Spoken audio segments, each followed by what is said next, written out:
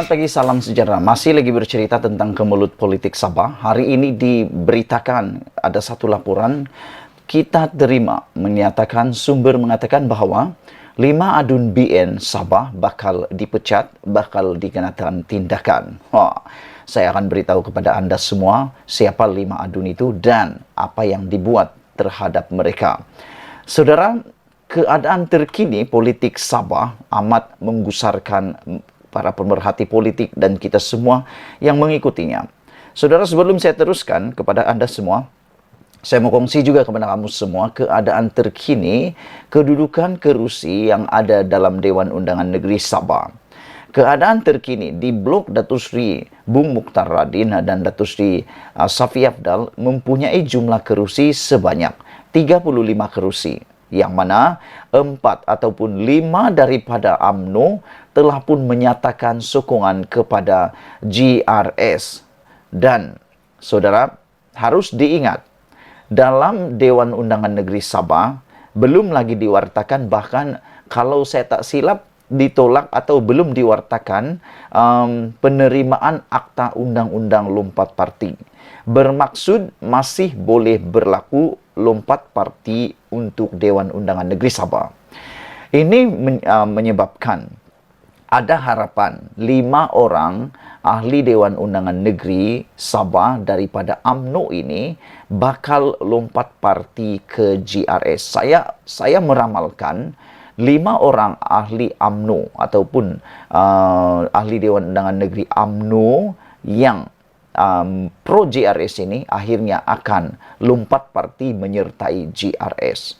Saudara, untuk GRS pula, di Blok Haji Jinor pula mempunyai jumlah kerusi setakat ini 44 ditambah dengan termasuk dengan 5 orang UMNO yang pro GRS tersebut, saudara-saudara sekalian. Jadi kalau 5 UMNO yang pro GRS ini menarik sokongan daripada Hajiji, bermaksud Hajiji kalah. Tetapi kalau mereka tetap dan tiba-tiba umum lompat parti menyertai GRS, maksudnya mereka Haji Jinor berada dalam keadaan yang selamat. Tetapi hari ini dikabarkan 5 adun BN Sabah bakal dikenakan tindakan tata tertib dan boleh dipecat daripada UMNO. Tindakan tegas akan diambil terhadap mana-mana ahli Dewan Undangan Negeri Adun Barisan Nasional BN Sabah yang tidak menyokong keputusan parti, yang menyokong sokongan atau menarik sokongan terhadap Datuk Seri Haji Jinor sebagai Ketua Menteri. Pengerusi BN Sabah, Datuk Seri Bung Mukhtar Radin berkata, beliau menyedari ada 5 adun Sabah tidak menyokong tindakan parti. Kita sedar bahawa ada 5 orang adun BN UMNO tidak menyokong tindakan kita, tetapi bagi saya tiada masalah, kata Bung Mukhtar Radin.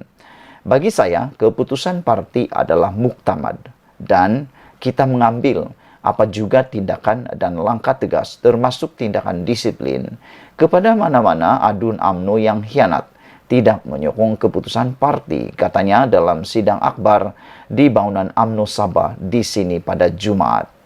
Beliau pada itu juga menyatakan bahawa BN Sabah mempunyai 18 adun termasuk adun segama, iaitu Datuk Muhyiddin Ketaping. Bagaimanapun ketika ditanya mengenai siapa 5 adun berkenaan, Bung Mukhtar Radin tidak mahu menyatakan secara jelas, namun sekali lagi menegaskan bahawa keputusan itu dilakukan oleh parti.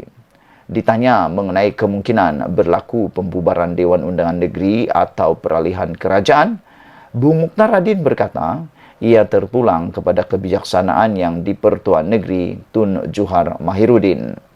Diminta mengulas jika beliau ada melakukan pertemuan dengan Presiden Parti Warisan Sabah Warisan, Bung Mukhtar berkata ada banyak pertemuan sebelum ini. Sementara itu, ditanya mengenai kehadiran adun BN yang mengadakan pertemuan dengan Hajiji pada Khamis, Timbalan Pengerusi UMNO Sabah, Datuk Yaakob Khan menjelaskan bahawa ia adalah atas persetujuan Bung Mukhtar. Sebenarnya saya semalam berada di rumah Hajiji atas persetujuan dan restu daripada pengerusi kita untuk membawa misi mandat daripada pengerusi untuk saya sampaikan kepada beliau, katanya. Saudara-saudara sekalian, kemelut politik di Sabah makin hari makin membuatkan kita membuatkan kita hairan dan keliru. Macam manalah pengakhiran kepada kemelut-kemelut ini. Saudara-saudara sekalian, 3 adun KDM percaya Haji sudah tiada sokongan majoriti.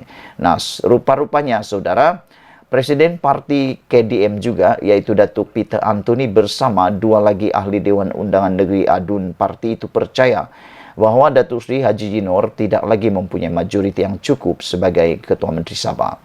Peter yang juga adun Malalap bersama adun Limbahau, Juil Nuatim dan adun Bandau Datuk Wetrom Bahanda menyatakan perkara itu dalam satu kenyataan bersama yang dikeluarkan pada malam Jumaat. Kami percaya bahawa adun Sulaman Datuk Seri Haji Jinor sudah tidak lagi mempunyai majoriti yang cukup sebagai Ketua Menteri Sabah. Merujuk kepada perkara 6 dalam kurungan 3 dibaca dengan perkara 6 dalam kurungan 7 Perlembagaan Negeri Sabah yang menyatakan bahawa Ketua Menteri sebagai Ketua Parti yang mendapat majoriti bilangan kerusi pada pilihan raya ke-16 tahun 2020. Seterusnya di bawah perkara 7 dalam kurungan 1 Perlembagaan Negeri Sabah, Haji Ji hendaklah meletakkan jawatan serta-merta kata kenyataan itu. Sehubungan itu, KDM Sabah menyerahkan kepada kebijaksanaan dan budi bicara yang di-Pertua Negeri Tun Juhar Mahiruddin untuk memutuskan pelantikan Ketua Menteri Sabah yang baharu berdasarkan dengan apa yang termaktub dalam Perlembagaan Sabah menurut pernyataan mereka itu. Saudara-saudara sekalian, apa yang mengejutkan kita ialah menurut Perlembagaan Sabah ini, kita menyatakan bahawa Ketua Menteri mestilah sebagai Ketua Parti yang mendapat majoriti bilangan kerusi pada PRN 16. Tetapi menurut mereka, Haji Jinor bukan lagi Ketua Parti kerana parti GRS bukan sebuah parti menurut mereka kerana ianya sebuah gabungan. Dan ada yang mempersoalkan, GRS belum ada mesyuarat agung, pelantikan, mesyuarat akar umbi, cawangan dan sebagainya. Dan sesuai dengan akta ataupun pendaftar ROS, ada yang mengatakan bahawa GRS bukan parti. Jadi mereka kata secara otomatik Haji Jinor sudah tidak layak menjadi Ketua Menteri lagi. Kerana selain daripada beliau sudah kehilangan majoriti, mereka juga kata Haji Ji bukan Ketua Parti. Jadi saudara-saudara sekalian, itu keadaan terkini